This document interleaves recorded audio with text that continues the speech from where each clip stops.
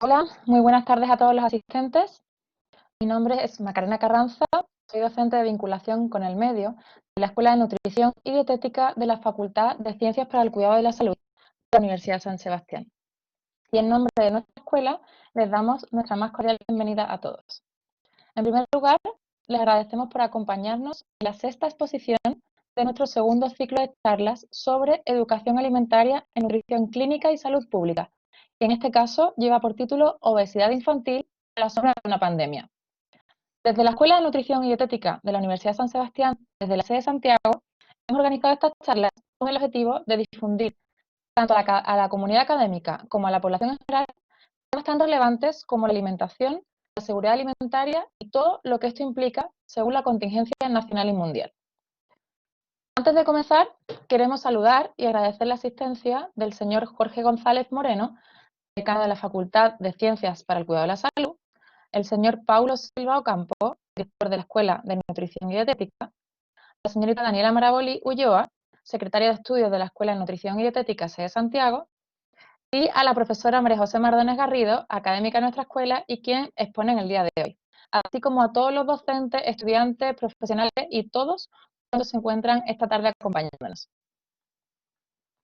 Quería indicarles a todos que las cámaras y los micrófonos se encuentran desactivados, pero que pueden participar a través del chat, donde podrán ir escribiendo todas las preguntas que les vayan surgiendo y al final de la exposición daremos paso a poder responderlas. Entonces, para comenzar nuestra exposición de hoy, les quiero presentar a María José Mardones Garrido. Ella es nutricionista de la Universidad de San Sebastián, con un magíster en Educación Universitaria para Ciencias de la Salud y también diplomada en Nutrición del Niño por el INTA. Ella es docente en nuestra escuela de Nutrición y Dietética desde hace más de 8 años, donde participa en la asignatura de evaluación del estado nutricional. Además, es coordinadora de simulación clínica de la sede de Santiago y actualmente está liderando un proyecto de vinculación con el medio con la docente Joana Ruttmann en una escuela de niños con discapacidad intelectual en Conchalí. Así que bueno, sin más preámbulos, quiero dar la palabra a la profesora Mardones para abrir la sesión del día de hoy con el tema obesidad infantil a la sombra de una pandemia.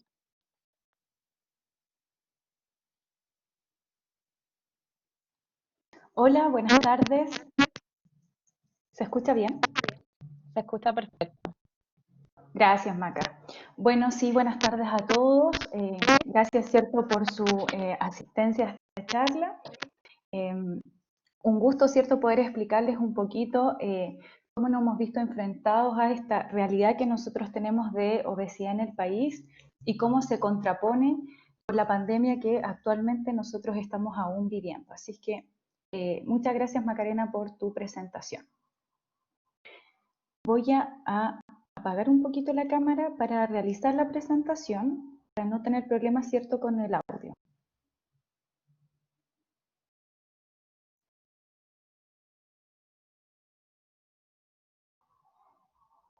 Bien, como les comentaba entonces, hoy día en esta charla vamos a conversar de la obesidad infantil, que sin duda en nuestro país, como lo vamos a conocer durante la presentación, ha ido en aumento y no hemos sido capaces, ¿cierto?, de frenar esta situación.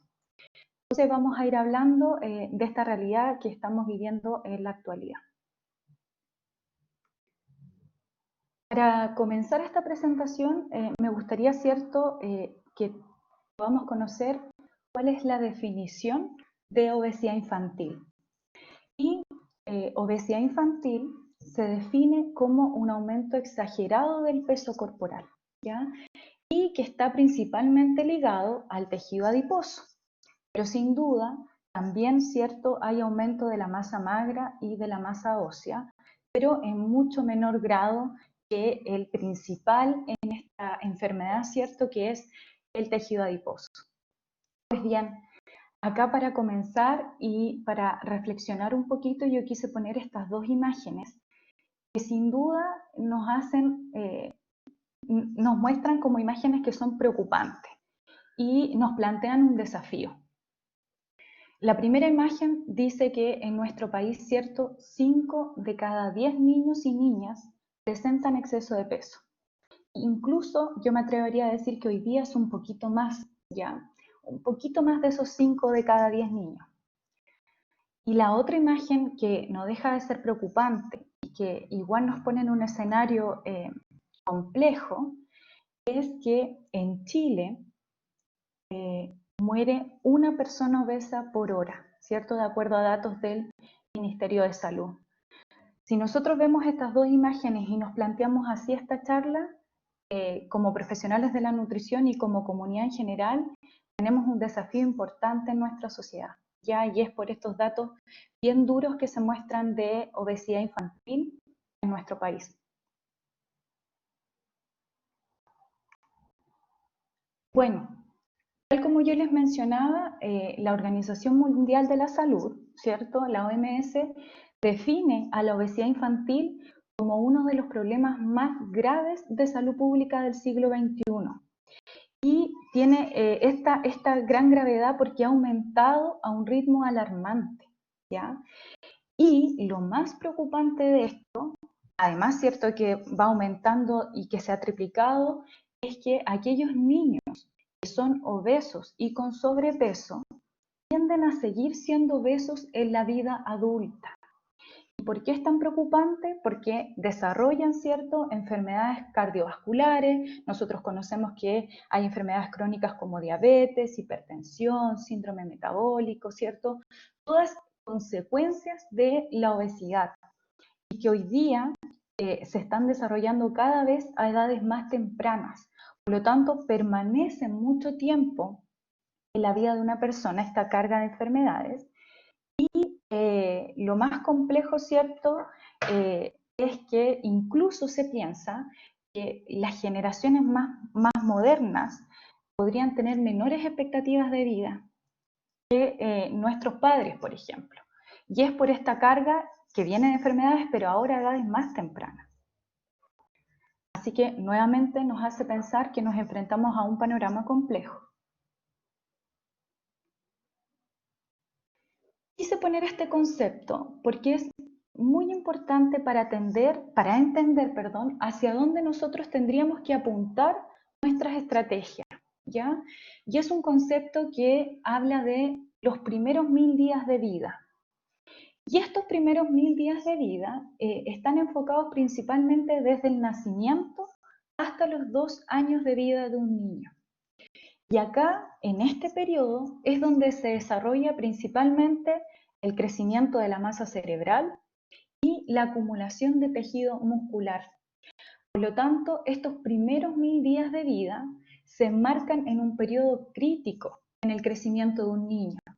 Y si en este tiempo existe un ambiente favorable, que está caracterizado, por ejemplo, por una nutrición adecuada, por una calidad adecuada y por una cantidad adecuada de esa nutrición, con una estimulación, ¿cierto?, apropiada en un entorno de afecto, que es indispensable sobre todo para los niños, podemos generar, ¿cierto?, el mayor potencial de desarrollo infantil en esta etapa. Por lo tanto, nuestras estrategias deberían estar enfocadas a esta primera etapa de vida, que son, ¿cierto?, estos 1000 primeros días de vida. Y de hecho, las últimas investigaciones en la salud pública y en algunos artículos científicos están apuntando como este periodo crítico para comenzar intervenciones ya a muy temprana edad y generar y desarrollar el máximo potencial después en nuestros niños. Así que es un concepto que debemos empezar a plantearnos como importante, donde nosotros vamos a apuntar las estrategias de una nutrición eficiente y de calidad, por supuesto.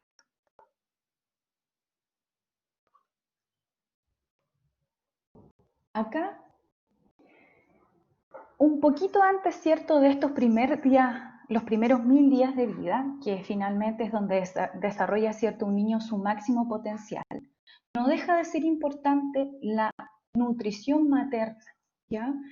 Hace algún tiempo atrás se pensaba que solamente aquellas personas que se enfrentaban a una sobrenutrición materna iban a desarrollar una serie de alteraciones hipotalámicas, estrés oxidativo, que finalmente iban a desencadenar ciertas enfermedades metabólicas, producto de esta sobrenutrición.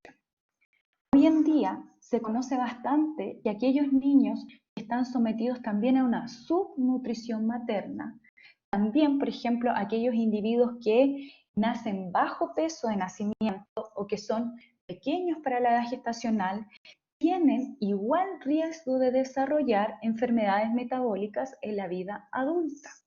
Diabetes, hipertensión, cardiopatías, obesidad, síndrome metabólico, ¿cierto?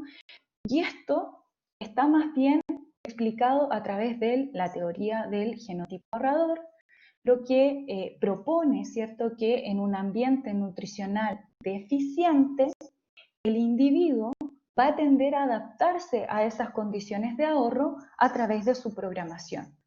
Por lo tanto, van a haber problemas una vez que él salga de este ambiente al que está adaptado y que es totalmente diferente, sobre todo con el que estamos viviendo hoy.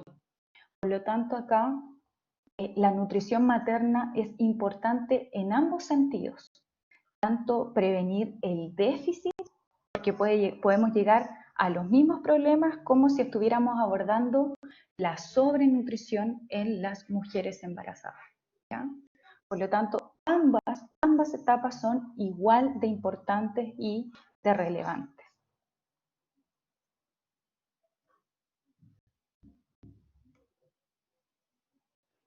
Y para poder entender un poquito más, ¿cierto?, hay varias teorías que plantean a este genotipo ahorrador como uno de los responsables de la obesidad y los grandes, ¿cierto?, porcentajes de obesidad que nosotros tenemos en nuestro país.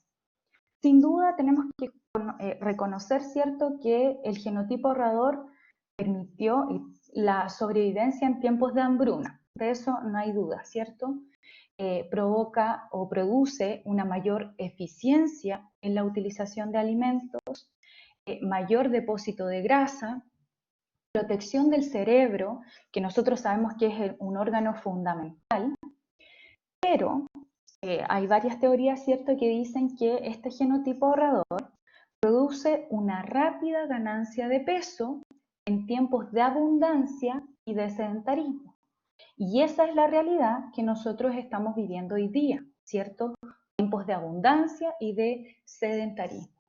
Por lo tanto, nuestro pool de genes fue creado por selección natural hace 300.000 años atrás para un funcionamiento óptimo, pero en un ambiente pasado, con una oferta de alimentos que era menor y una necesidad de esfuerzo físico que era extraordinariamente diferente al que tenemos hoy día, ¿ya?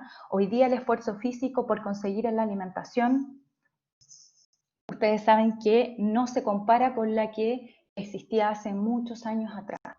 Por lo tanto, hay varias teorías, ¿cierto?, que plantean que podría ser y se podría explicar de esa forma. Finalmente, la predisposición genética.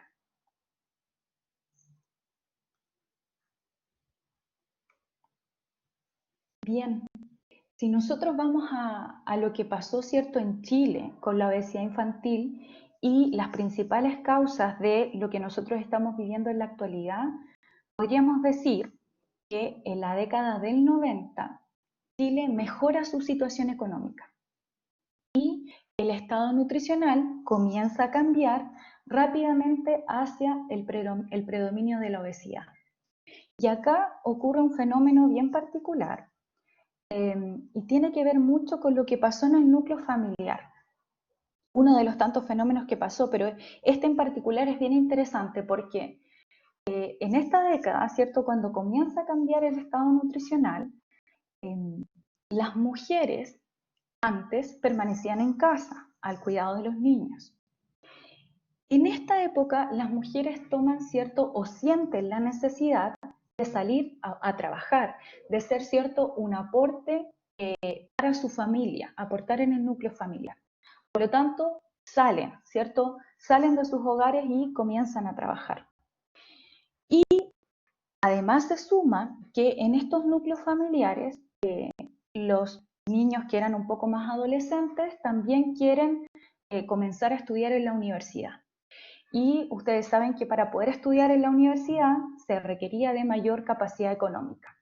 que también, ¿cierto?, lo iba a poder solventar de cierta manera cuando un integrante más de la familia, en este caso era la mujer, salía también a trabajar. ¿Qué es lo que pasa? Que acá se produce un fenómeno que yo creo que hasta la actualidad se mantiene un poco, ¿cierto?, que es cuando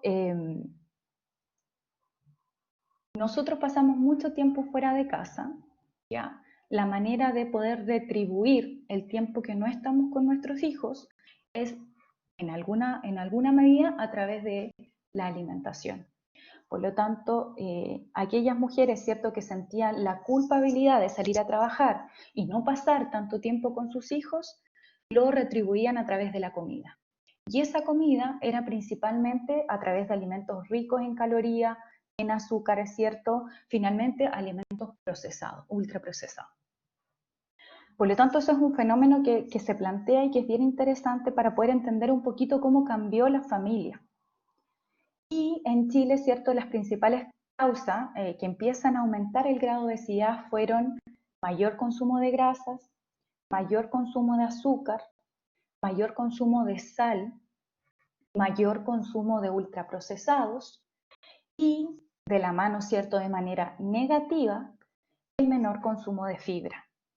Por lo tanto, hoy día nos encontramos, ¿cierto?, prácticamente en una post-transición nutricional, donde hay un predominio de población envejecida y además predominio de enfermedades crónicas no transmisibles, metabólicas, ¿cierto? Por lo tanto, dimos vuelta un poco la situación que estaba, ¿cierto?, antes de la década del 90.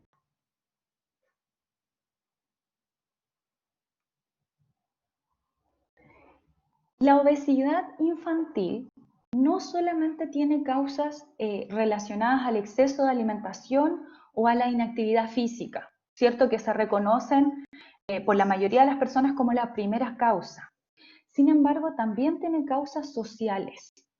¿Y por qué tiene causas sociales? Porque los niños siguen su principal ejemplo, y ese principal ejemplo son los adultos, sus padres, ¿ya? Ellos aprenden por imitación. Por lo tanto, lo que haga el núcleo que los rodea, que en la mayoría de los casos son sus padres, ellos van a aprender, ¿cierto?, van a imitar lo que ellos le enseñan. Entonces, sin duda que tiene causa social, ¿cierto? Y además, que un niño no tiene la capacidad de tomar una decisión solo de lo que come o no come, ¿ya? Él no es capaz, ¿cierto?, de pensar o decidir, no más que no pensar, sino que decidir cuándo un alimento le podría generar un efecto dañino en su organismo, sino que tiene que ser acompañado de el adulto que lo está criando, ¿cierto? Por lo tanto, sí es importante esa causa social. Y además, el marketing de los alimentos, que si bien en Chile está regulado por la ley de etiquetado, que lo vamos a ver también en esta charla, sin duda hoy día los niños tienen la oportunidad de revisar no solamente la tele, ¿cierto?, que está en la casa, sino que tienen muchas pantallas a su disposición. Manejan celulares, manejan iPad, manejan tablet, los PC, por lo tanto llegan igual a la información. Y somos los adultos los que tenemos que controlar qué información están viendo nuestros niños. Por supuesto que es difícil y son cosas muy, muy complejas de regular.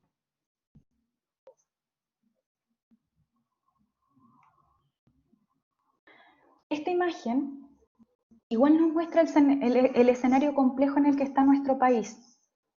Chile se encuentra dentro de los 5 países más obesos de América Latina, no solamente asociado a la obesidad infantil, sino que obesidad en general, pero está dentro de los 5 países más obesos. Acá lo lidera México como el país con mayor obesidad, pero Chile, ¿cierto?, está en una 4ª posición y los números no varían tanto. Por lo tanto, sabemos que nos encontramos en una situación compleja. Acá para mostrar, estos son datos más duros, ¿cierto?, que tienen que ver cómo ha ido evolucionando la obesidad infantil en nuestro país. Y si ustedes se fijan acá, en el año 87, teníamos solamente un 7,5% de obesidad infantil. Y si ustedes se fijan, en el año 2019, que es información que entrega el mapa de la UNAEP, hay un 25% de obesidad en niños pequeños, preescolares, entre prekinder y primero básico, en promedio. Y no solo eso, sino que dentro de ese 25% de obesidad, ya hay un 8,1% de aquellos niños que presentan el grado más preocupante de obesidad, que es la obesidad severa. Por lo tanto, se encuentran en una desviación estándar de la norma que los evalúa más 3 desviaciones estándar, ¿ya? Es un número que igual es importante de mencionar, ¿cierto? Porque dentro de esta población, que es un 25%, versus lo que existía antes, ya tenemos un 8% de obesidad severa. Y también acá al medio se muestra datos de escuelas municipales de la región metropolitana que ya en el año 2016-2017 tenían porcentajes más altos incluso que lo que nos muestra el mapa de la UNAEB del 2019 en relación al sobrepeso y a la obesidad, ¿ya? Niños de enseñanza básica, también en los primeros niveles. Ya había un 30% de obesidad y un 30% de sobrepeso. Por lo tanto, como se ve ahí, se ha triplicado la obesidad infantil en nuestro país.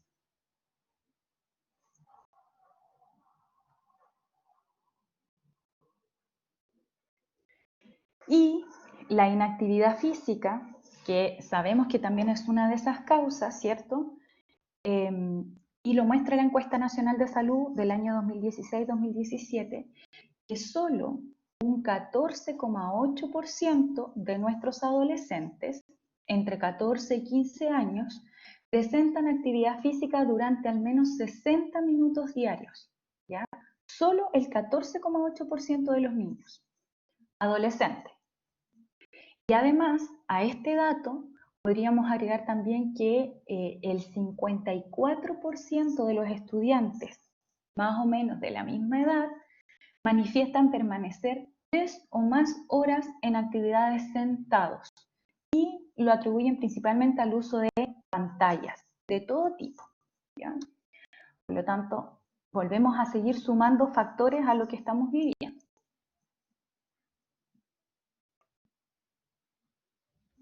Y en relación a datos de obesidad en adolescentes, también aquí nos podemos dar cuenta cómo ha ido evolucionando, ¿ya?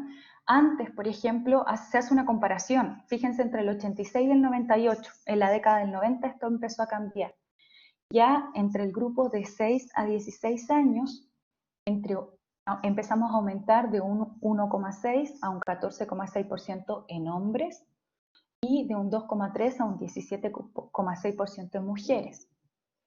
El CINSE de Educación Física mostró un 25% de sobrepeso y un 20% de obesidad en niños de octavo básico. Es decir, en la diapositiva anterior, ¿cierto? Veíamos a niños que eran más pequeñitos y hoy en día también vemos a niños que son más grandes, que ya están en octavo básico y puede ser que la obesidad los haya acompañado en todas estas etapas de su vida y también estamos presentando altos porcentajes de obesidad. Y el mapa nutricional de la UNAEP también nos muestra un incremento importante de la obesidad en primer año medio. Antes se mantenía relativamente baja, se concentraba en los niños más pequeños. En el año 2011 había un 6%, ¿ya? En el año 2016 ya había aumentado a un 13,4%. Y en el año 2019 sigue aumentando y ya vamos casi en un 16%. Por lo tanto, no solo en niños más pequeñitos, ¿cierto?, preescolares, sino que también en este grupo que ya son adolescentes, también la obesidad también ha ido aumentando y no la hemos frenado tampoco.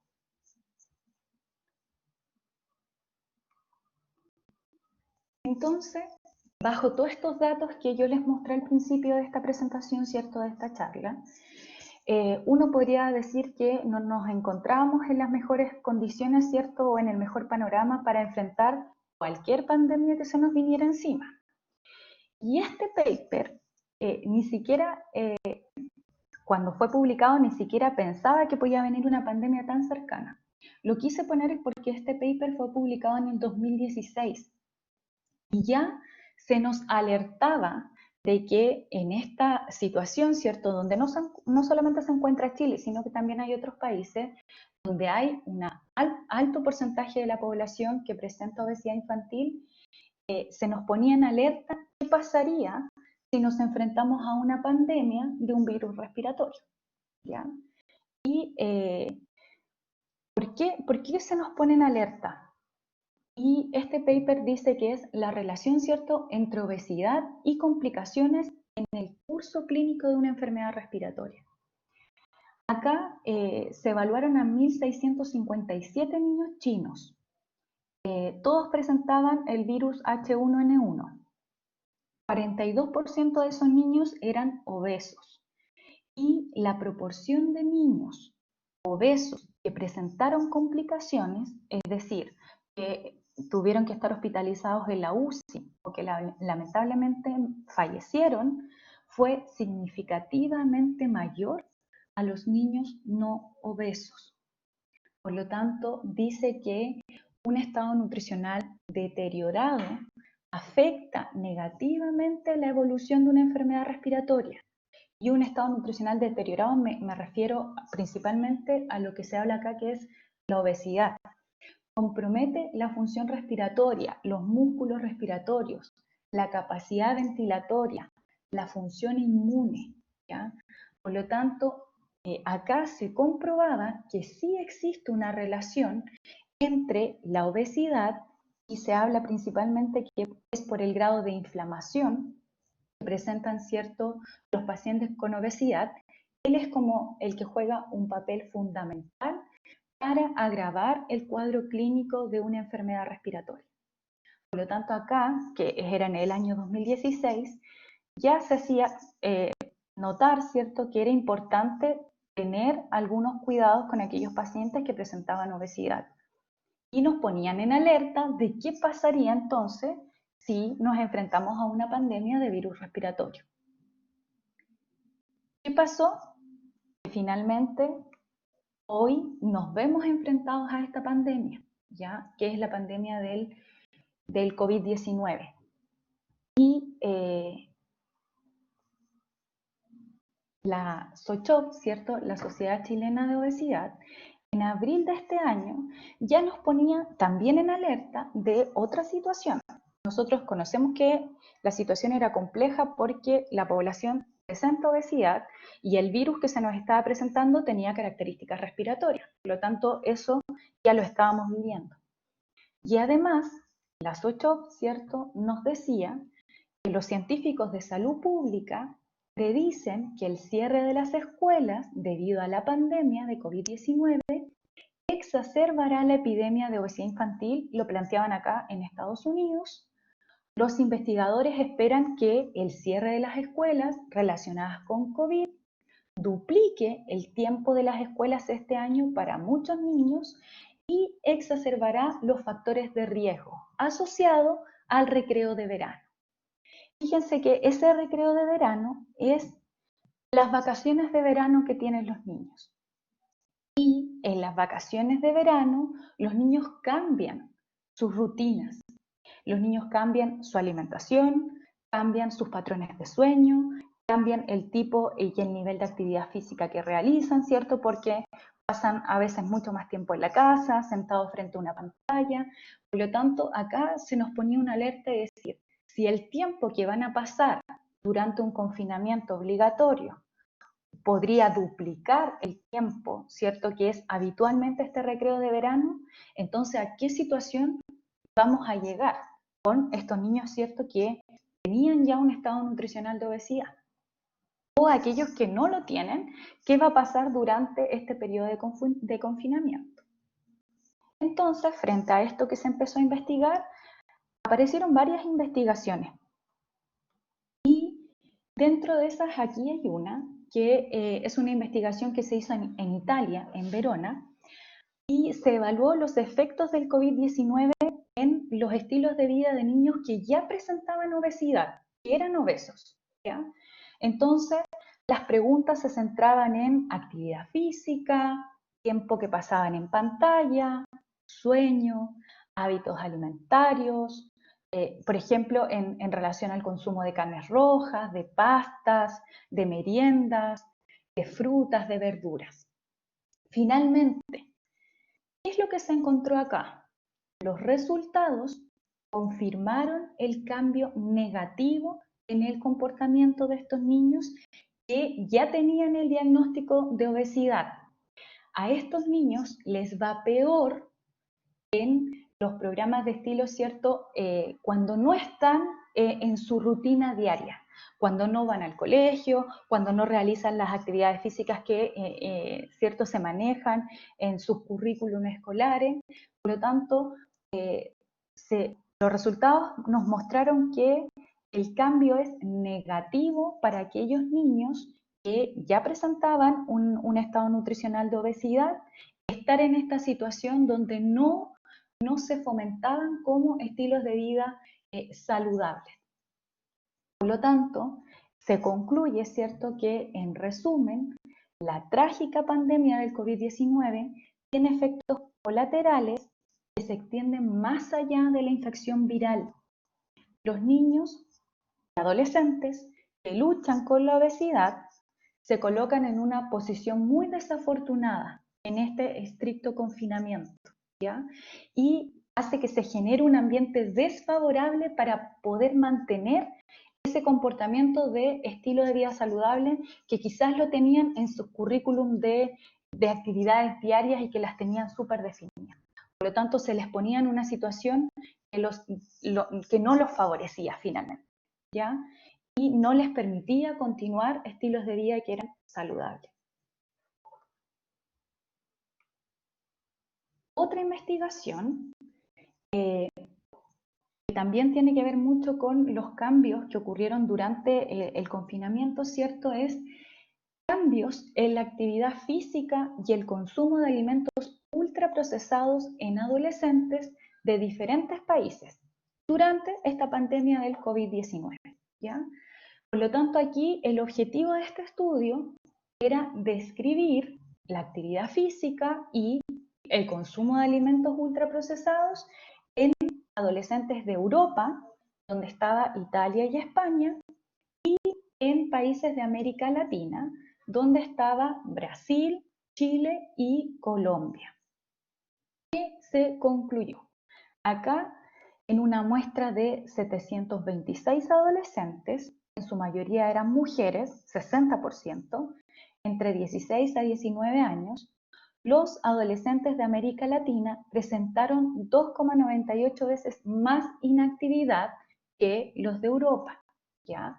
Y además, aquellos cuyas madres tenían mayor nivel de educación, uno podría pensar que podría ser diferente, aquellas cuyas madres tenían mayor nivel de educación presentaban mayor nivel de inactividad, se encontraban menos activos también durante el encierro. Y además, también los resultados que se obtuvieron acá eran que el consumo habitual de ultraprocesado también fue alto, también aumentó. Y aumentó un poco más también en los países de América Latina. Por lo tanto, sí hay una mayor prevalencia de inactividad en esta población evaluada, ¿cierto? Y preferentemente en la población de América Latina, donde estaba Brasil, Chile y Colombia.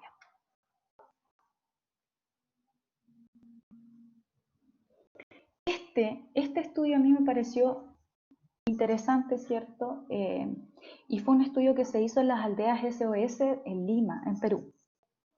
El objetivo que tenían era evaluar la variación del peso corporal durante el confinamiento obligatorio por COVID-19 en niños y niñas de estas aldeas. Era un grupo pequeño, 26 niños, pero acá, ¿qué es lo que se plantearon? Finalmente decían que cuando hay crisis económicas o desastres naturales, siempre se ve afectada la seguridad alimentaria.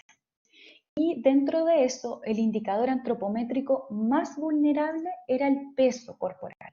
Por eso su objetivo era evaluar cómo cambiaba el peso corporal. Y acá el promedio de peso en los niños antes de que se iniciara la cuarentena eran aproximadamente 18 kilos, más o menos. Una desviación estándar entre más o menos 3, pero 18, ¿ya? Y a estos niños fueron sometidos a un confinamiento obligatorio durante 73 días. Entonces evaluaron qué pasó con ellos después de estos 73 días. Se concluye que el peso que ganaron fue aproximadamente de 2 kilos, ¿ya? Por lo tanto, el 73% de esos niños tuvo una ganancia excesiva de peso en estos 73 días de confinamiento, ¿ya? Después de esto, el 19% presentaba sobrepeso y el 11,5% presentaba obesidad. Por lo tanto, concluyeron que bajo un periodo de confinamiento estricto, ¿cierto?, por esta pandemia, sí hubo una variación en el peso corporal de los niños. Y la tendencia fue hacia el aumento, con un promedio más o menos de 2 kilos. Entonces se vuelve a confirmar lo que se nos planteaba en abril de este año. Finalmente, ¿qué es lo más preocupante? Lo más preocupante es que dependiendo del tiempo de duración del bloqueo, ¿y a qué se refiere con bloqueo? Al tiempo que nosotros permanezcamos, ¿cierto?, en confinamiento obligatorio. Es que ese exceso de peso ganado puede no ser fácilmente reversible y podría contribuir a que estos pequeños que fueron ganando peso en este periodo mantengan ese peso en la vida adulta. Y eso, conocemos, ¿cierto?, que trae una serie de problemas. Aquí aparecen algunos, podrían haber muchos más. Desviaciones en la columna, estrías en la piel, aumento de lesiones articulares, por supuesto que todas las enfermedades metabólicas. Y algo que no deja de ser importante es la depresión y la baja autoestima que presentan los niños con obesidad, ¿ya? Sin duda que el apoyo psicológico y el soporte psicológico es importante. Así que lo que nos preocupa es que esta ganancia de peso permanezca y no podamos frenarla. Entonces, si nos tenemos que hacer una pregunta, ¿es menos urgente abordar la obesidad infantil que el COVID-19 o son ambas pandemias igual de urgentes? Y acá, cierto, una pregunta que nosotros podríamos conversar mucho rato, pero que si hay algo que hay que reconocer es que el confinamiento, sin duda, va a ayudar a controlar la transmisión del COVID-19. Pero sí se espera que deteriore los hábitos de salud y el bienestar de los niños y niñas, ¿ya? El cierre de los colegios, de las escuelas, por supuesto que también está justificado para poder controlar la expansión del virus, pero también está dañando los hábitos saludables y el bienestar de las comunidades en general, ¿ya? Especialmente de aquellas comunidades más vulnerables, porque además de eso, por lo que nosotros también hemos podido ver, aquellas comunidades más vulnerables pasan más tiempo en confinamiento y es porque tienen la necesidad de salir, ¿ya? Necesitan salir a trabajar, a buscar alimentación. Por lo tanto, eso los hace estar en un periodo de confinamiento mayor y los pone en una situación más vulnerable todavía, ¿ya? Y además, si nosotros agregamos que la crisis social y económica también está provocando desempleo y desigualdad social, las predicciones que se tienen no son tan positivas, son más bien negativas para el desarrollo del bienestar social y económico de los países. Por lo tanto, yo no sé si hay que abordar una u otra, sino que no hay que dejar de lado una, ¿ya? Y que es la que nosotros tenemos y que vivíamos antes del COVID-19.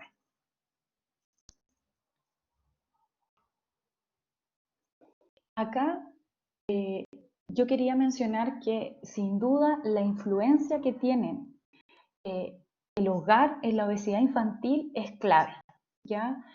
Los padres son conscientes de que tienen que entregar demanda y oferta de alimentos, eso está claro. Saben que son proveedores de alimentación, pero no tienen tan claro que son proveedores también de actividad física. ¿Ya? Saben que, o a veces yo podría pensar que no lo tienen tan claro, que son ellos los que controlan el tiempo de pantalla, televisión, PC, todo. ¿Ya? Ellos también juegan un rol importante en si es que existen falta de juegos fuera del hogar. Son ellos los que tienen que incentivar a que el niño salga del hogar para generar estos juegos. Y obviamente que la actividad física debe estar fuertemente influenciada por los papás. Si volvemos a lo que conversábamos al principio, los niños, ¿cierto? Y una de las causas sociales es que aprenden por imitación. Por lo tanto, si uno no lo incentiva, ¿cómo va a aprender? No tiene, no se lo imagina solo. Y este es un gráfico que a mí me parece muy interesante, porque es la percepción que tienen los padres sobre sus hijos, ¿ya? Y si ustedes se fijan, a mí me llama mucho la atención, porque por ejemplo, en el déficit, generalmente los papás tienen como esa percepción de que sus niños presentan más déficit que lo que realmente tienen. Si lo que está marcado con amarillito, ¿cierto? Es lo que está evidenciado objetivamente por el índice de masa corporal. Cuando es un estado nutricional normal, andan más o menos parecidos. Los papás tienden a tener la misma percepción del estado nutricional que tiene su hijo. Cuando vemos el sobrepeso, también anda parecido a lo que se evalúa después objetivamente con el índice de masa corporal. Pero sin duda, la obesidad, a los papás les cuesta tener esa percepción de que su hijo está obeso. Por ejemplo, acá el 13,5% era obeso y lo que percibían los padres era que solamente un 3,4% decía que su hijo estaba obeso. Por lo tanto, a ellos es a veces a los que más les cuesta entender el estado nutricional de su hijo. Ahí está, ¿cierto?, la percepción que los papás tienen sobre ese estado nutricional. A mí me parece interesante para poder entender también la cabecita de los papás.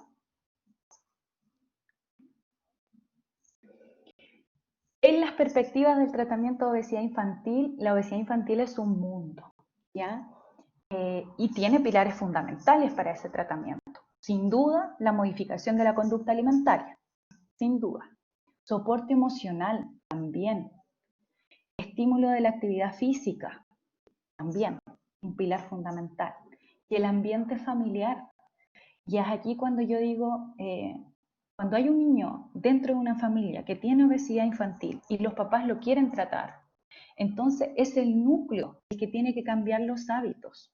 No puede ser, ¿cierto?, que un niño que está en un tratamiento contra la obesidad infantil le estén dando en su cena ensalada con una proteína y el resto de la familia esté comiendo una pizza. No puede ser. Por lo tanto, el ambiente familiar que lo rodea tiene que acompañarlo en el proceso. Él no puede quedar solo frente a ese tratamiento. Por eso se define como un pilar fundamental. Y dentro de las perspectivas también del tratamiento de la obesidad, hay tres aspectos que son importantes.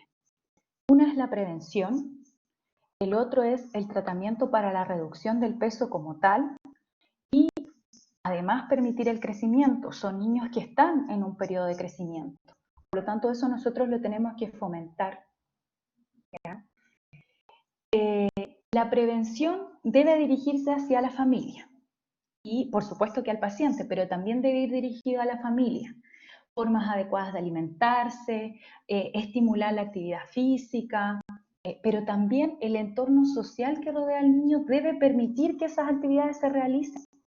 Deben haber ciertos lugares donde ellos puedan realizar espacios públicos, donde puedan tener juegos al aire libre, sin ningún riesgo asociado a eso. Por lo tanto, la prevención va orientada a la familia y al paciente, pero también idealmente al entorno que lo rodea. Y enfocado en el tratamiento de la obesidad no es fácil, para nada, ¿ya? Y en muchas ocasiones se conduce al fracaso en el tratamiento de la obesidad. Por un lado, porque es súper difícil erradicar los hábitos alimentarios, ¿cierto? Y estilo de vida que el niño y niña lleva desde siempre. Por lo tanto, no solo por eso, porque si no el tratamiento no va solamente enfocado a ese paciente, al niño, sino que va enfocado de forma conjunta al medio que lo rodea, el colegio, la familia y todo lo que rodea a ese niño. ¿Ya? Por lo tanto, la reducción de peso sin duda no es fácil, no es fácil. Y más difícil aún es mantener este tratamiento. ¿Ya? Uno de los aspectos más importantes en el tratamiento de la obesidad es evitar la ganancia de peso una vez que ya se logró la pérdida. Y es en esta etapa en donde fracasan muchos tratamientos, ¿ya? Porque el niño o adolescente, ¿cierto?, logra bajar de peso, pero progresivamente comienza a recuperarlo al dejar este tratamiento, ¿ya? Por lo tanto, acá lo que tiene que quedar claro que no es un tratamiento que dure un par de meses y luego me olvido y vuelvo a lo que yo tenía antes, sino que es un tratamiento que lo va a acompañar por el resto de su vida, ¿ya? Finalmente lo que nosotros tenemos que hacer es interiorizar esos hábitos, no que sea por un par de meses, sino que tiene que ser que lo acompañe para siempre, porque, cierto, existe cierta susceptibilidad a ganar ese peso perdido. Por lo tanto, esta etapa también es muy complicada. Y bien, Chile no es que no haya estado haciendo nada, sí ha hecho cosas desde la época de los 90. Uno podría dejar para otra charla si esas cosas que se han hecho en Chile han funcionado o no, porque ahí podríamos conversar también de otras cosas, ¿cierto? Pero sí ha establecido algunas estrategias, ha implementado algunas cosas, y lo último que se implementó fue esta ley, ya que la imagen reconocida por los sellos es la ley del etiquetado nutricional, ¿cierto? O la ley 20.606. Y esta ley nace como una propuesta parlamentaria con el objetivo de poder proteger la salud de los niños y de las niñas, modificando los entornos alimentarios que están rodeando a estos niños, ¿cierto? Y poder favorecer también una selección informada del alimento, ¿ya? Y de esta manera poder ir disminuyendo el exceso de algunos nutrientes. Finalmente que se seleccionara un producto, pero de manera informada.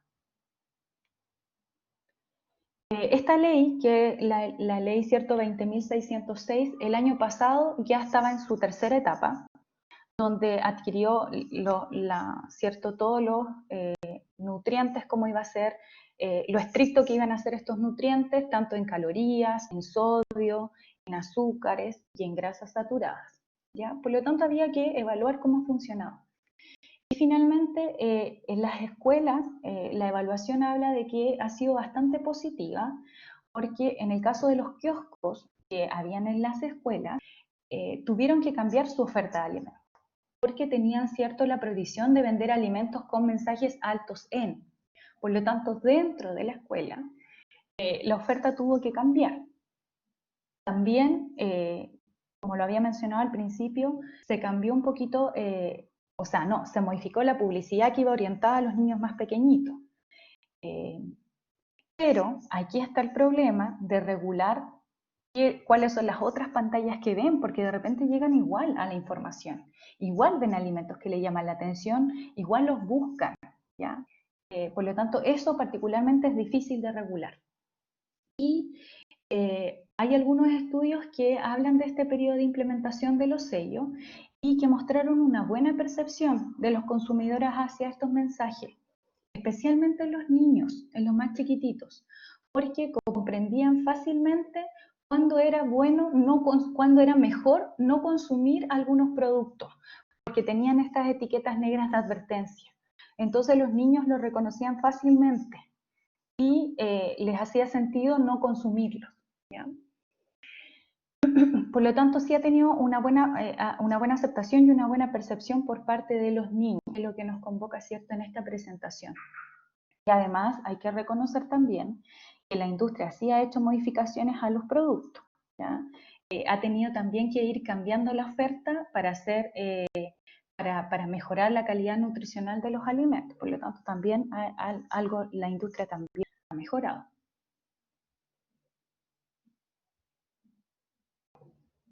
Entonces, después, ¿cierto?, de haber conversado todas estas cosas que nos hacen sentido en relación a los porcentajes de obesidad infantil, a los datos que nos mostraron qué pasó durante el confinamiento en algunos países, en América Latina, y estas perspectivas que hablan de un tratamiento que sin duda no es fácil, es complejo. La obesidad, podríamos concluir, ¿cierto?, que la obesidad infantil es una enfermedad social que no solamente está relacionada al exceso y a la inactividad, sino que también tiene causas sociales que se debe abordar con la participación y el compromiso de todos, del sector público, del sector privado, que los niños son altamente influenciables por el comportamiento de sus familias y de sus pares y de sus seguidores, porque ahora es cierto, hay plataformas que permiten que ellos sigan a personas y también son influenciados por ello, y que hay estrategias y hay un mundo para poder prevenir y ver, cierto, la obesidad, que hay un abordaje estructural donde tienen que estar el poder legislativo sin duda, fiscal, regular, etcétera, pero también desde lo que nosotros podemos hacer existe un abordaje individual donde podemos hacer asesorías, donde el profesional nutricionista puede hacer consejería, puede dar recomendaciones alimentarias. Lo que sí, no basta con educar a la población en su autocuidado, ni entregar el tratamiento de la obesidad y sus complicaciones. Se debe asegurar un ambiente político, económico, social, ¿ya? Y que eso traspase la vida de las personas para que ahí cambie el comportamiento de las personas. Y ahí ellos puedan tomar una decisión más saludable, con herramientas para que tomen una decisión más saludable. Hoy en día realmente hay personas que no tienen la capacidad de tomar una decisión más saludable, no pueden, ¿ya? Económicamente en algunos casos. Por lo tanto, hay que entregar esas herramientas para que sí puedan tomar esa decisión más saludable. Muchas gracias.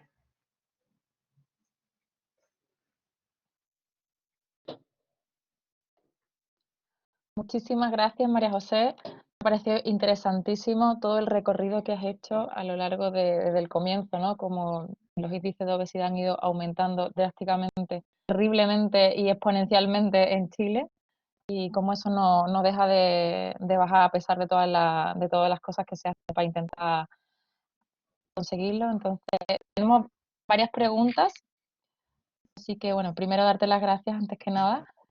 De nada, Maca. Eso, ahí quitamos que se te vea bien a ti para que puedas responder. Bueno, muchos comentarios de qué interesante, sobre todo para las que son mamás en cuarentena, ¿no? Que muchísimas gracias, muy interesante la exposición. Y la primera pregunta tenemos de Viviana, que dice, ¿qué puede ser lo más complejo en el proceso de baja de peso en esta población?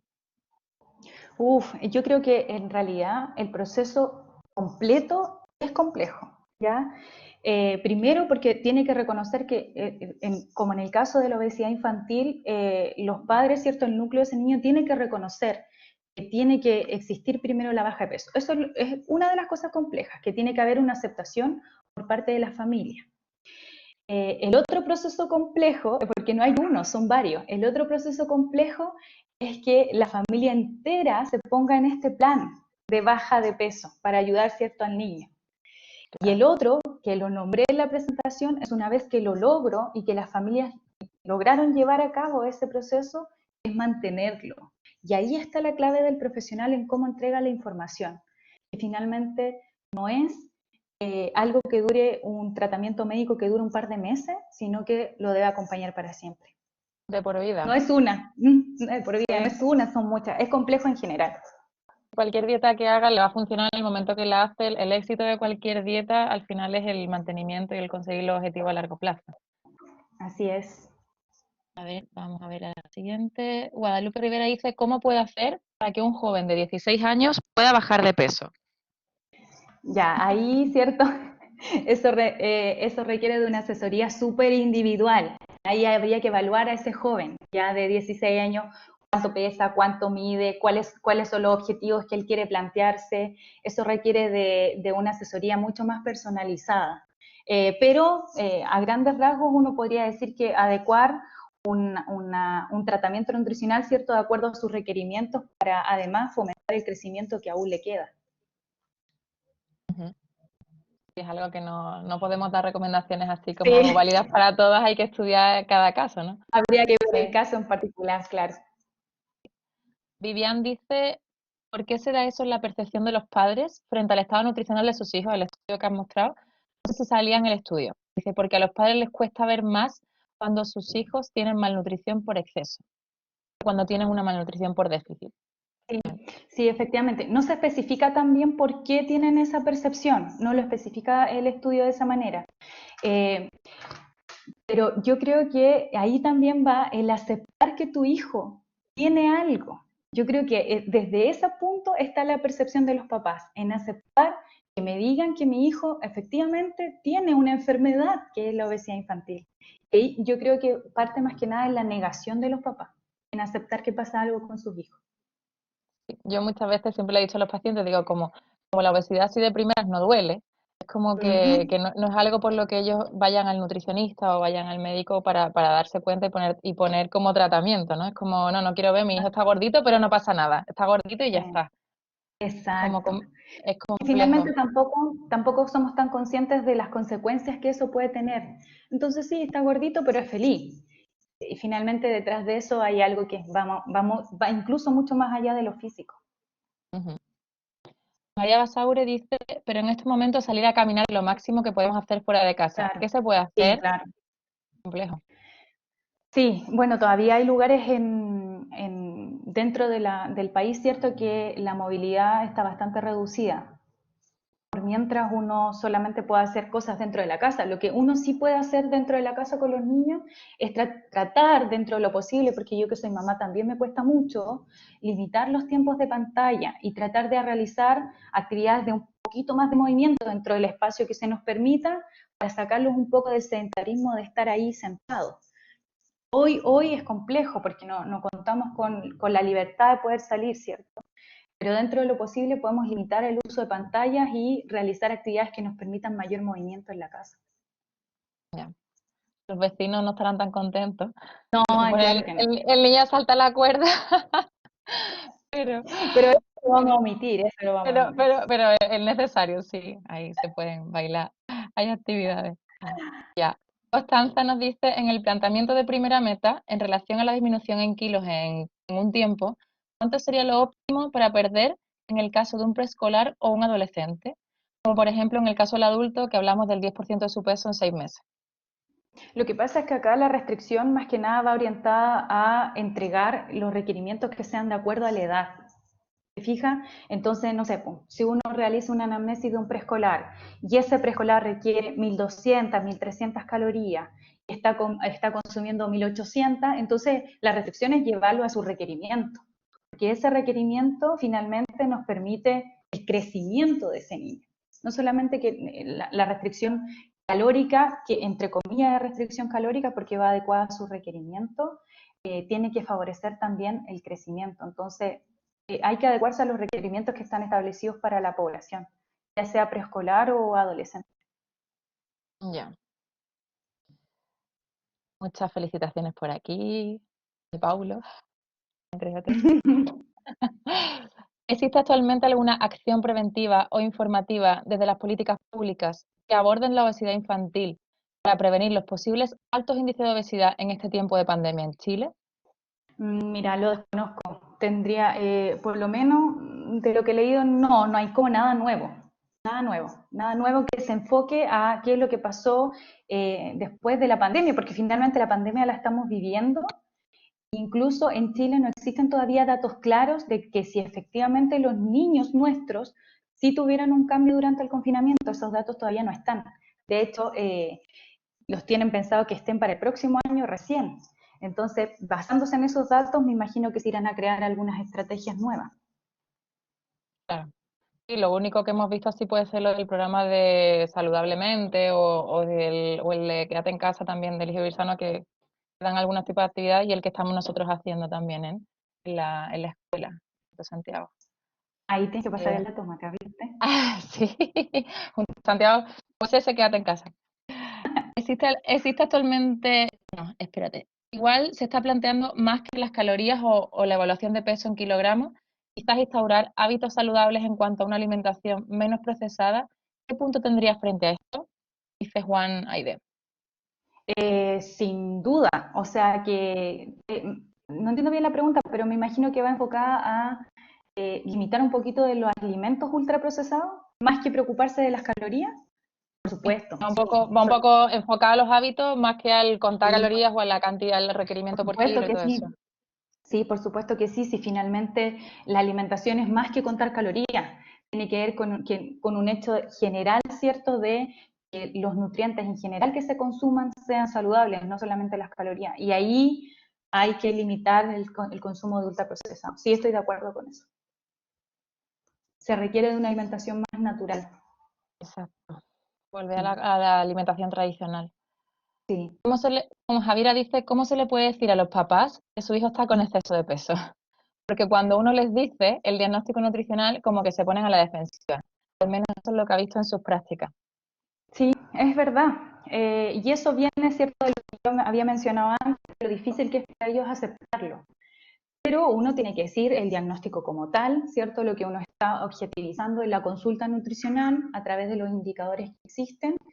Y finalmente es algo que uno tiene que persuadir, lamentablemente, aunque suene feo, a través de las consecuencias que tiene para el niño el estado nutricional actual de él. En lo personal, creo que cuando uno les habla de las consecuencias, hacen clic e interiorizan un poquito más y empiezan a obedecer un poquito más también. Javiera dice, tengo una duda, los patrones de crecimiento nuevo dice hasta los 19 años. ¿Eso sería hasta los 19 años, 11 meses, 29 días? Gracias. Claro, claro, claro. Después de eso ya son evaluados como adultos. Ujú. Sí. Incluso, Macarena, sí, sí, no, sí, está bien. Macarena Ledesma dice, la mayoría de los adultos mayores creen que el gordito es igual es saludable. O sea, eso es la creencia de toda la vida, de que el niño flacucho es un niño enfermizo y el niño gordito es el que está saludable. Mira, aquí, a ver, se me han subido las preguntas. ¿Se considera abocida en un niño de 3 años que esté con sobrepeso y la talla también esté un poquito más de lo normal en esa edad? No te entendí bien, a ver. Es que abocida no sé qué significa, nunca había escuchado esa palabra. ¿Se considera abocida en un niño de 3 años que esté con sobrepeso y la talla también esté un poquito más de lo normal? Obesidad y capaz lo escribí Ah, mal. claro, sí puede Lo ser. que Se pasa, considera obesidad. sí, lo que pasa es que los indicadores que miden a los niños finalmente son tres: peso talla, peso edad y talla edad. Entonces, sí, igual puede tener un poquito la talla más alta, pero el indicador que va a evaluar el estado nutricional es el peso para su talla. Por lo tanto, si ese peso para su talla está alterado y nos da un estado nutricional de obesidad, sí, efectivamente tiene ese estado y tiene la talla un poquito más alta. Ujú.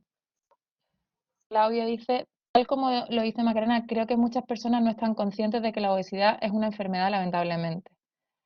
Exacto. Cristian Campos dice, dentro de los planes de gobierno, ¿se ha planteado algún plan en conjunto psicológico-nutricional?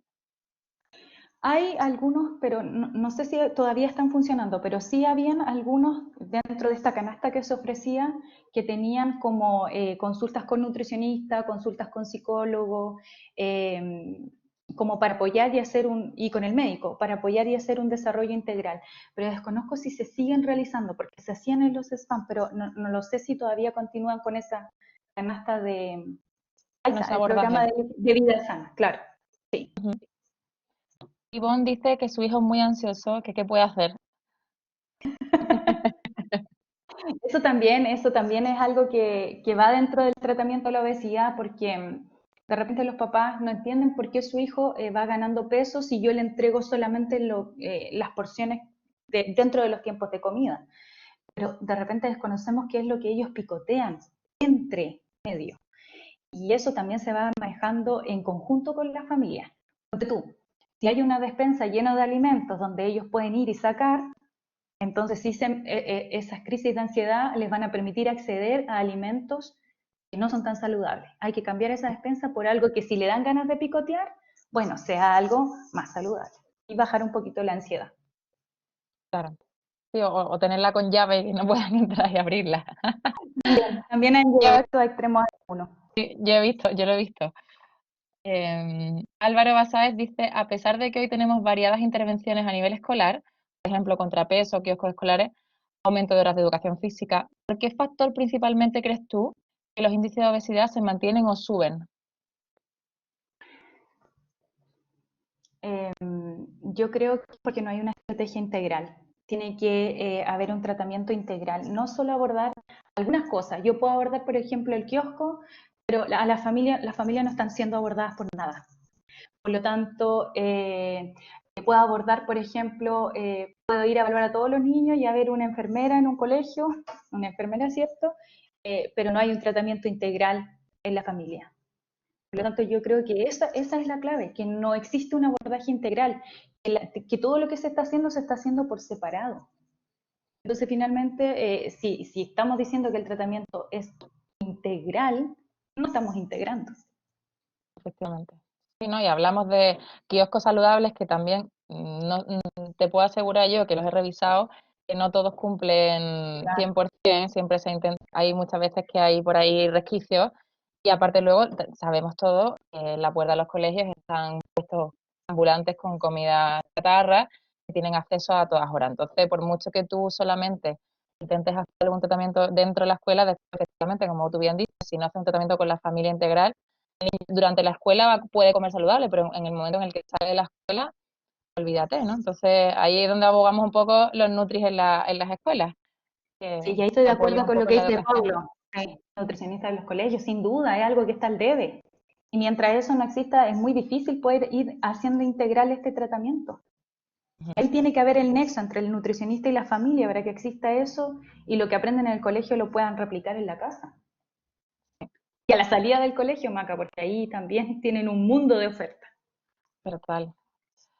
Constanza dice, ¿qué nuevas estrategias, según tu experiencia, se pueden realizar para trabajar en la obesidad infantil, ya que los adultos saben que hay riesgo de enfermedades, hasta a veces dicen que no importa porque ya van a crecer?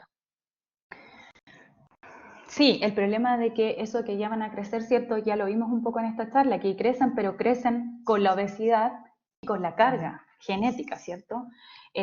Aquí, más de lo mismo, yo creo que la única estrategia que puede servir de verdad es cuando, primero, que sea abordado por un profesional nutricionista y que sea un abordaje integral, con soporte psicológico, con personas que nos ayuden a realizar actividad física, con nutricionistas que generen el cambio de la conducta alimentaria.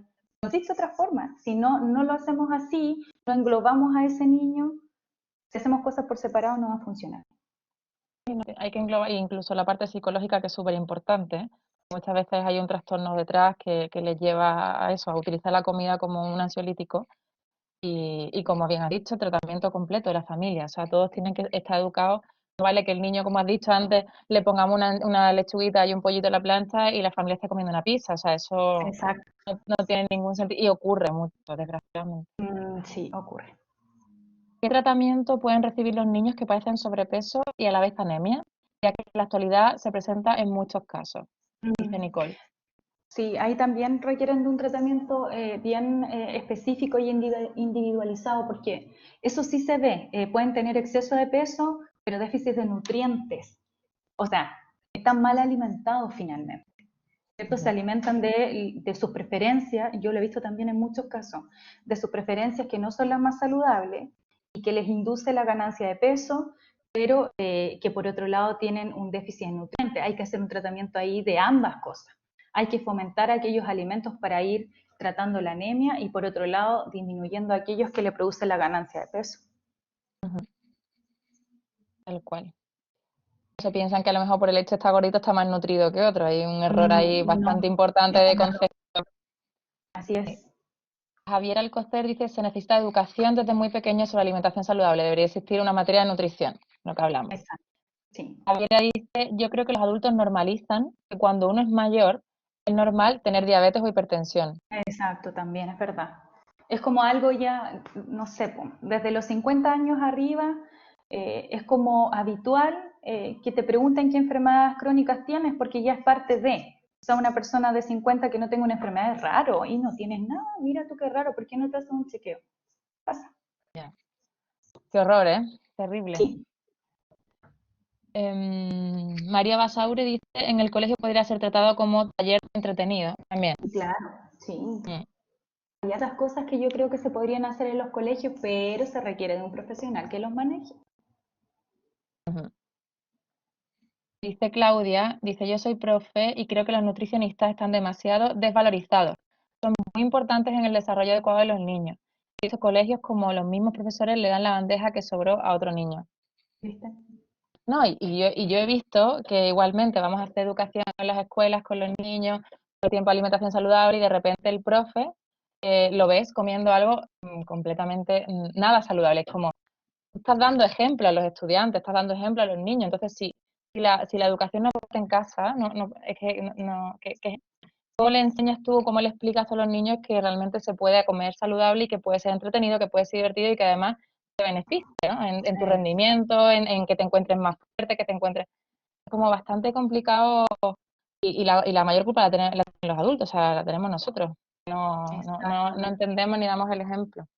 Y por eso, si nosotros no damos el ejemplo y los niños nos imitan, estamos perdidos. Exactamente.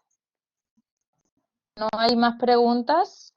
No sé si hay alguna pregunta más que quieran hacerle a la profe. Muchas gracias por la charla, todo muy bien De explicado. nada, qué bueno que les gustó. Esa era la idea. Le agradezco. Y nos ha sido muy entretenida. Y como dices, hay muchas cosas por discutir, por hablar, podemos estar aquí eternamente también. A mí me ha parecido Vamos a hacer. curioso el estudio que has puesto antes, donde decías que la actividad física de los niños con las madres con mayor estudio Ah, sí, era menor. sí, Eso me ha sí, llamado mucha atención porque lo que estamos acostumbrados es que los niveles sociales o educacionales más bajos son los que tienen mayor obesidad y mayor sedentarismo. ¿Qué dices tú? exacto. ¿Y por qué podrá pasar eso ahora Mira, en pandemia? ahí se explicaba un poquito que era por el temor.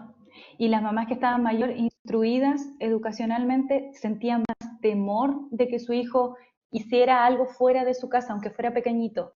Y aquellas que no tenían tanto nivel educacional, tenían asociado este temor tan grande y lo dejaban un poquito más libre. Así se explicaba un poquito esa parte. Claro, yo he pensado, a nivel personal, digo, a lo mejor las mamás culturalmente tal tienen un trabajo muy demandante, como estamos en la situación ahora mismo, que están en Que casa no todo el les, día trabajando y no tienen tiempo para estar pendiente del niño, para que el no les niño juegue, tomaban en para que el niño cuenta. corra. Con lo cual, No, el niño, ¿qué hace ahí? no, fíjate que está relacionado al miedo. Tenía Al más miedo. miedo. Mm. Claro, a mayor conocimiento, mayor miedo, también suele Sí, pasar. sí. Ya. Mira, y Camila, una última pregunta. Camila Aguilar dice, ¿cómo puedes combatir la cultura? A lo largo de Chile existen distintos tipos de cultura. Vive en Chiloé y es un tema hablar con los padres, ya que acá la alimentación es muy alta en calorías y grasa saturada. Sí, eso es un tema. De hecho, cuando se habla de los lugares que presentan mayor obesidad infantil, están más enfocados en el sur del país. Y es por el tipo de alimentación que reciben. Entonces, combatir la cultura es un tema porque es algo que está con nosotros. Entonces, es ahí donde yo les decía que es muy difícil erradicar hábitos alimentarios que son parte de una familia. Es complejo, pero yo creo que la clave está en el persuadir las consecuencias. Yo creo que ahí está la clave. Sí, Y dar alternativas también, ¿no? Porque efectivamente cambiar algo que está tan arraigado en nosotros es súper complicado, ¿no? Y además ya se sabe que muchas veces las culturas donde hace más frío suelen ser más altas en calorías y en grasa, que en lugares exacto. más cálidos, ¿no? Que sueles tomar alimentos más frescos. Pero precisamente por eso es importante a lo mejor no solo persuadirlos, como tú dices, sino darle como alternativas, ¿no? Decir, mira, si en vez de tomarte esta forma preparada que tiene mayor caloría, ¿por qué no lo haces de esta otra forma? Y darle como distintas alternativas para que efectivamente intentemos poquito a poco ir cambiando los Mm. hábitos porque es algo que no se consigue de hoy para mañana, o sea, es algo No, que requiere de mucho tiempo y de mucho acompañamiento. sí. Mira, Marcelo, otra pregunta. Marcelo dice, ¿qué opinas de la desigualdad del país y la alimentación? Por ejemplo, familias de ingresos bajos y una propaganda que ofrece de todo. Por esto, ellos tienen acceso a productos baratos y de mala calidad fabricados especialmente para este grupo social. Sí. sea, estoy de acuerdo. De hecho, por eso en la conclusión puse que si eh, no las familias en general no les entregamos herramientas desde lo político, desde lo social, desde lo económico, para que ellos puedan tomar decisiones más saludables, simplemente no puedes, ¿ya? Y eso quedó evidenciado en este periodo que tuvimos de confinamiento. Hay familias que no pueden optar por una alimentación más con una mejor calidad nutricional. Por lo tanto, las herramientas las tienen que entregar para poder hacerlo. De lo contrario, la desigualdad en la alimentación se va a mantener. Sin duda que Y, se va a y- mantener. y es algo también cuestión de educación, ¿no? Porque al final, aunque efectivamente hay productos saludables que son mucho más caros, ¿no? Como el pescado, Sí, claro. pero hay otras, aún así yo creo que sí que se puede conseguir una alimentación saludable con alimentación básica que sí pudiera ser accesible a todos, pero obviamente hay un trabajo grande ahí de cocinar, de cómo componer los platos para que efectivamente sean nutricionalmente equilibrados. Entonces, Sí, y falta educación en ese ámbito, yo creo. Como que al sí, final sin duda. se hace sopa, caballo y rey todos los días, la pasta con el tomate y no se hace la También pasta es lo de más otra forma. sencillo, es Exacto. lo más Lo más simple. rápido, efectivamente. Por Macarena ejemplo, lo dice, que dice Macarena, claro, es verdad. sí, la periferia, exactamente. Y, Y, y muchas veces hay zonas inseguras también. Pues entonces, eh, eso era lo que te iba a decir, porque una vez me pasó que iba con un taxista y me preguntó qué hacía, le conté un poco y me dijo que él tenía un área verde maravillosa, un parque fantástico debajo de su casa, pero que pasaba que estaba ubicado lleno de drogadictos, gente de mal ambiente, y que entonces él directamente no bajaba con sus hijos al parque, por no exponerlos exacto. a eso, con lo cual es bastante fuerte, o sea, todo lo que hay Ujú. que erradicar para intentar conseguirlo, Por o eso sea, es tan mejorar los hábitos. difícil. Por eso los números siguen aumentando, porque Dando. hay una serie de factores que impiden que las cosas vayan mejorando. Ujú. Viviana dice empoderar a la población sobre lo que se consume, a veces solo decirles que lean los ingredientes puede hacer sus elecciones y no lo que la industria les obliga a consumir, ¿no? Todo lo que es la publicidad, Claro da que igual. sí. Todo eso. Ujú. Ujú. No sé si hay alguna otra consulta o cerramos aquí las charlas. Parece que no.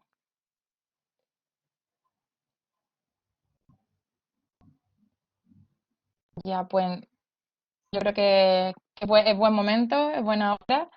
Eh, Darte de nuevo un millón de gracias porque me ha parecido súper interesante lo que nos has contado, lo que has manifestado de todo lo que es el recorrido de la obesidad y todo lo que tiene que ver con lo que todavía ni sabemos y ya Ujú. se intuía o se podía saber de las consecuencias del COVID y todo esto, que desgraciadamente nos juega en contra para disminuir estas cifras.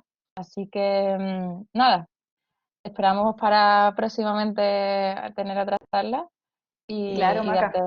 darte las gracias en parte de toda la escuela, que ha sido muy interesante. Muchas gracias, Maca. Gracias a todos los que estuvieron presentes.